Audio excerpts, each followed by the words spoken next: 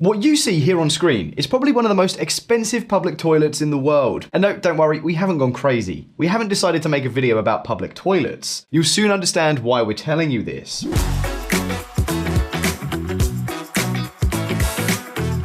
The United States is a tremendously wealthy country with plenty of employment and amazing prosperity levels. The salaries of skilled workers are so stratospherically high that they put the rest of the world to shame, while their companies always appear at the top in terms of innovation and technological capacity. It's the country of the large multinationals, of Silicon Valley, of the great metropolises, and also of the most prestigious universities. In a way, the United States has been the real engine of the world for more than a century, from Ford to Nvidia, Boeing, McDonald's, Apple, Coca-Cola, and Amazon. It's the American empire, the dream destination of millions of immigrants and of the greatest economic revolutions. Nevertheless, visual politic community, there is something surprising in this whole story that completely shatters this abundant success story. In the Americas, public construction and infrastructure are a real disaster. They are typically very old, poorly maintained, heavily used, and, in general, the feeling is that the whole system was stalled many decades ago. To give you an idea, in the land of Apple, Google, and Tesla, a quarter of all bridges have serious maintenance problems. Of the 15,500 dams that supply water and electricity to the American economy, 1 in 7 is in need of critical repairs. What's more, a 2016 study by the American Society of Civil Engineers estimated that the US urgently needed a serious investment of about $2 trillion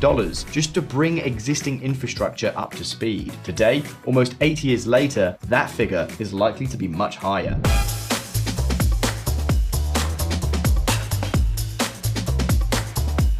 You only have to go down to the New York subway, the most famous subway in the world, to realize that something strange is going on in the United States. Dirt, awful smells, terribly deteriorated facilities. These are the things that can be found on a daily basis. But we are not only talking about subways. It's a very similar story with airports, roads, trains, and bridges. We're talking about a real national problem. The richest and most powerful country on the face of the earth is falling apart. David Hadib and his fellow taxi drivers spend a lot of time at this spot, waiting for tourists leaving Arlington National Cemetery. He usually takes them across the Memorial Bridge into downtown Washington, D.C. Yeah, it's one of the prettiest bridges around. But as he makes the trip across 10 to 15 times a day, he is well aware that underneath the surface, this bridge is crumbling. If the government doesn't spend $250 million to fix it, this main road into the nation's capital will be closed to cars in 5 years. That's a shame. I don't know what they do with all the money. They have these billions of dollars. They cannot fix a bridge in the nation's capital of the United States. I mean, this is ridiculous. I mean, really an embarrassment. In the U.S., more than 58,000 bridges have been declared structurally deficient. And it's not just the bridges. Crumbling roads, aging airports, failing water treatment plants are all fairly common. Casey Dinges lobbies the Congress for more infrastructure spending. He says it would take $150 billion per year to solve the problem. But there's not a lot of public pressure on the politicians. I just think it's something people take for granted until it's not working for them. And a water main may break every 2 minutes in this country, but unless that's happening in your neighborhood, it may not be something you're going to think about at all.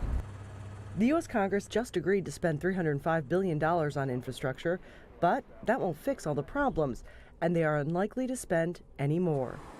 Hadib believes the gridlock in Washington means he'll be stuck in gridlock for years to come.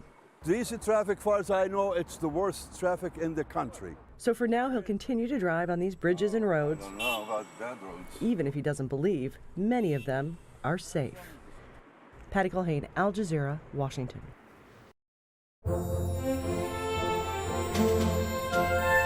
Thank you.